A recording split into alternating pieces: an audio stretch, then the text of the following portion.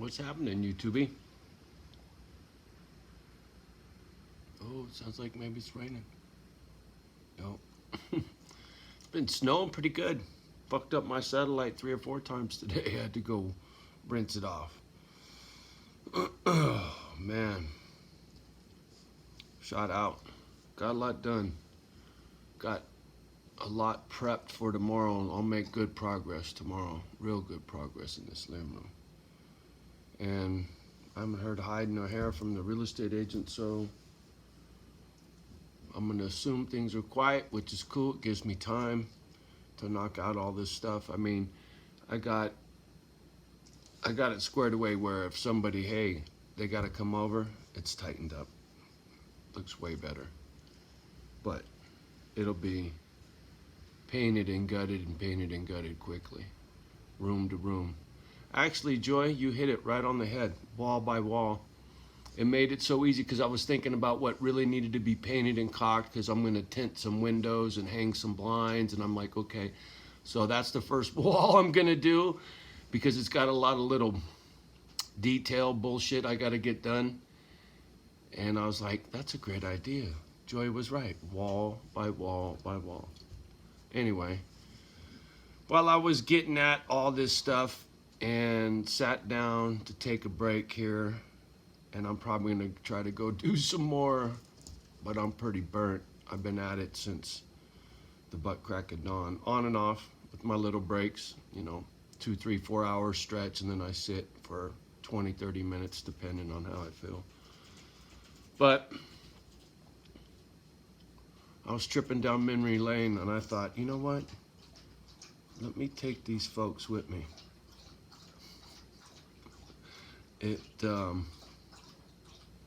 Strange the way my brain works sometimes. It really is. There used to be this store in Redwood City. It was called Gemco. Don't ask me. Gemco. I don't know if that was Gem, like short for General Motors Corporation, Gemco. I don't know where they got that fucking name. But it was Walmart. That's what Gemco was. They sold groceries, they sold clothes, you could buy BB guns, you could buy anything you wanted in that, furniture, televisions. Fuck, they sold everything. Mine, are you gonna come up here? Come on, please. I hate when you just sit there and stare at me. Anyway, sorry. The kid, she wants to just stare. But, so Gemco, they sold everything. As a matter of fact, I found some cool old commercials. I'm gonna link them down below. You're gonna trip balls. I used to shop there when I was a little kid. And all of this started with cleaning up, and I was moving tennis shoes, and I was like, holy shit, I got a lot of pair of Chucks. Oh, sorry. For those of you who don't know what Chucks are, Converse All-Star Canvas high top tennis shoes. Old school, flat fucking sneakers, right? Cons. The youth these days call them Chucks. When we were kids, we called them Cons.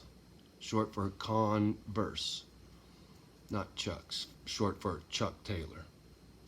Sorry, if you're an OG, you call them Cons. How much you want to bet? Because I'm dating myself back to the 70s. Check this. You motherfuckers you guys got no style. You kids these days got no style. This is how we rolled in our little ghetto, right? Everybody wore Cons, Chucks, whatever. You know what I'm talking about. Converse All-Stars, Cons. You'd buy a color that you liked. Didn't matter because Cons came in all kinds of colors.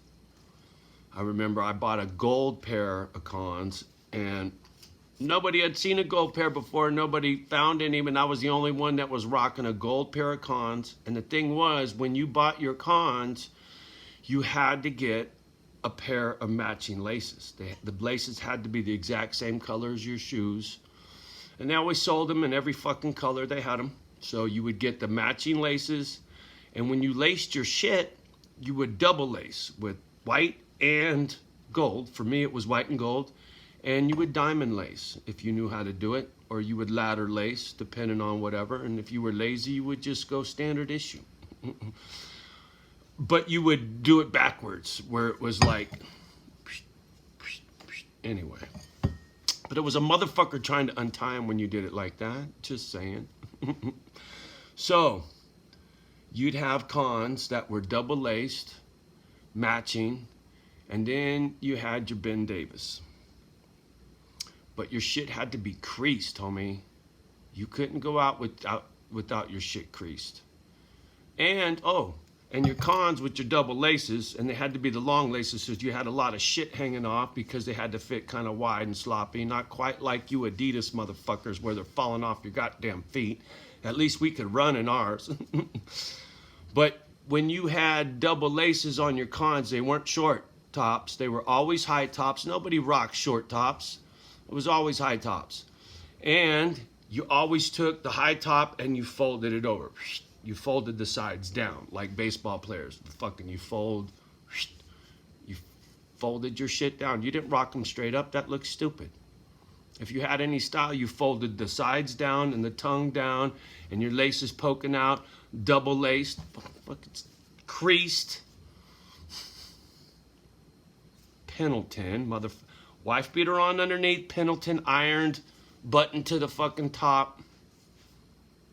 Johnny was a little fucking lowrider. Yes, I was. Most certainly. Roller coaster wallabies, look that shit up, homie. Motherfuckers even know what wallabies are? Oh, fuck, you ain't.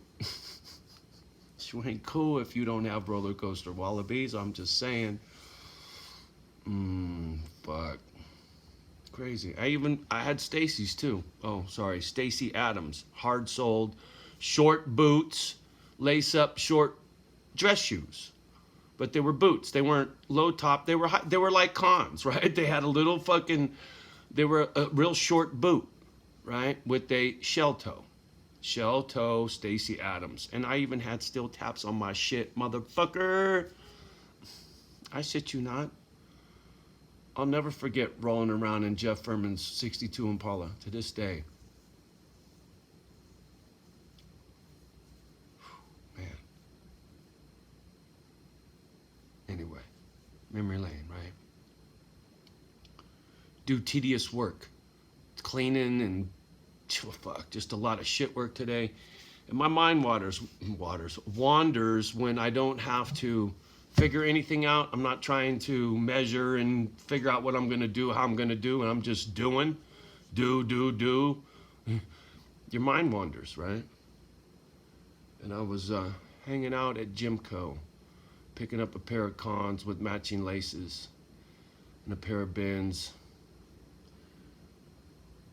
We used to have these little parties, little house parties with 5 or 6 guys, 3 or 4 girls. There was always more guys than girls, always, but there was always a couple girls, and somebody would have a 6-pack, and somebody have a bottle of wine, and a this and a that, and we'd put on some oldies, man. Mary Wells, this little cholo lowrider parties, man. It was funny. We thought we were the shit, boy, all of about 12, 13, 14 years old. Still riding bicycles. No cars yet. But we had our shit together. You couldn't tell us otherwise. But we were never dirty. Even our cons were clean, man. The white rubber part of your cons had to be clean. You took a quick washcloth and a little soap and water and you scrubbed them, man. You didn't want no dirt, no scuffs, no nothing, man. Your shit needed to be tight. Even your laces were washed with your cons. I washed the shit out of my cons. They never stunk and they were never stained and dirty or fucked up. The only drag was a lot of my pants were chewed up on the inside of the right leg from getting caught on the fucking chain on the bicycle. Big old chunk out. Always had a tooth missing out of my fucking pants. Man, to be young again. You poor kids, man. You guys haven't... Walking in the snow both ways to school. No, motherfucker. We played outside with each other on our bicycles and got into mischief and went off of jumps and played pinball at the bowling alley and threw rocks in the creek, made jumps to go off on our bicycles and climb trees and shit. You motherfuckers play games on these gadgets. The stock market loves you guys, man. I just saw some new company went public, boo-boo. They're all talking boo-boo. And you know what their number one deal is? Games for 13-year-olds. That's their number one client. You know what I was doing when I was 13? Shit. On a bicycle chasing something. Riding to the ball field to play baseball, whatever. I wasn't sitting at home playing some fucking silly little game. I don't know, man. It saddens me. I don't see kids play out on the street. I ain't seen that kind of behavior in years. I mean, in this spot, fuck, it's fucked. My poor neighbor, he's got to have his kids play in his fucking driveway, man. It's sad. And when he takes them in the neighborhood, he walks with them. Fuck. We rode our bicycles for miles alone. Just whoever.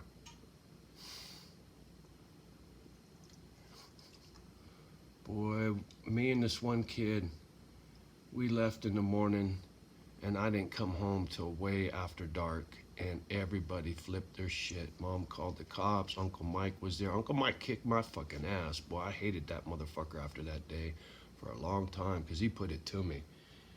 And he wasn't my own man. He's just my mom's brother. But I was scared the shit out because we were gone. We jumped on and we were gone. Like 17, 18 hours gone. I was 4th Ave, so had to be no older than 5, maybe 6, between 5 and 6. Was gone for 18 hours on our bicycles, just running amok all over town. Wasn't even thinking. I didn't even know how the fuck we got home. We got lost for a while trying to figure out how to get back. No cell phones. Figure if I was 5, even 6, that'd have been 1968, homie. Running amok, 5, 6 years old on a bicycle in 1968. Fuck you, gone. Anybody let their kids do that shit these days? Maybe in the ghetto. You uptight squares don't let your babies do that. You leave them on the couch with your gadgets and shit. No life experience, man. You need some bumps and bruises in life. I ain't saying it's good for you, because you just don't know. But, you know, trial by fire, man. All that bullshit about the meek shall inherit the earth. Sorry. Ain't gonna happen. Somebody's gotta put in work. Somebody's gonna build that fucking house you sleep in, meek. These things will never go out of style. You cannot replace the human hand. I don't give a fuck what gadget you play with. Your robots can't do that. Sorry, homie. Even my old ass still will outperform some fucking robot when it came to building a fucking house, homie. You can't climb a ladder and hang by one fucking foot, leg, arm, do this with the screw, and you just can't. You can't replace the human body. You can't replace this. You can't think on the fly, have to, what's the word I'm looking for? Have to improvise and overcome certain obstacles and shit. You know, the blueprint said this, but it ain't like that, homie. When you get out there, it's all fucked up, shit in your way everywhere. Good luck, robot. I'm telling you. You will never, ever, ever, ever, ever, ever, ever replace the human hand. I don't give a fuck. So, anyway, yeah. That's right, blue collar motherfucker, I'm proud of it. Yes, sir. Anyway, in a good mood. Had to tell story. Little childhood shit. It felt good to Just a good memory, right? I thought, maybe these people will dig this. Today was kind of a trippy day. I was cleaning and I had hanging in the mirror in my bathroom, and I had to clean the mirror, and I was like, I need to wear these. This gentleman's related to my grandfather. I'm not going to get too into who he is, out of respect for their family, but through ancestry, dear relative of mine, the best person I ever met on Ancestry by far, sweetheart, she sent me these dog tags that belong to a relative of my grandfather and hers and mine, and et cetera, right? But, these were worn in World War II, and means a lot to me. It does. Places this little piece of metal has been, the things it's seen.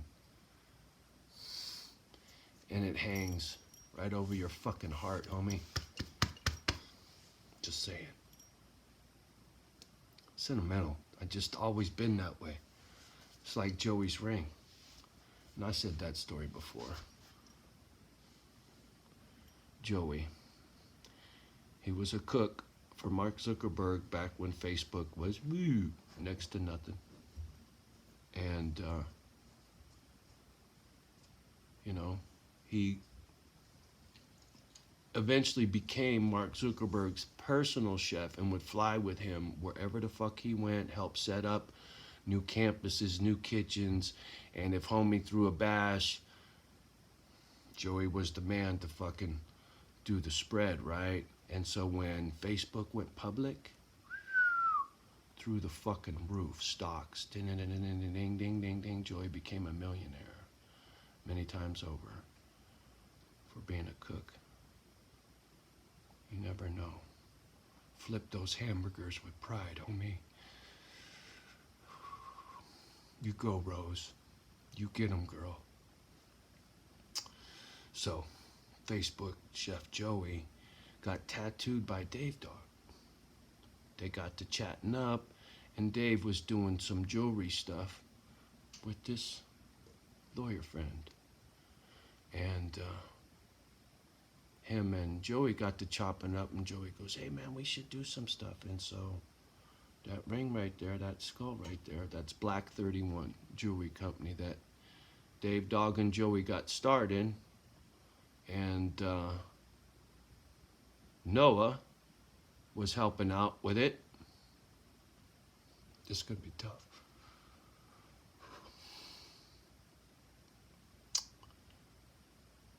I think they only poured 6 of these, maybe 8. And then, I don't know, 2 dozen in silver maybe. And they made various pieces, pendants, all kinds of other rings and whatnot. And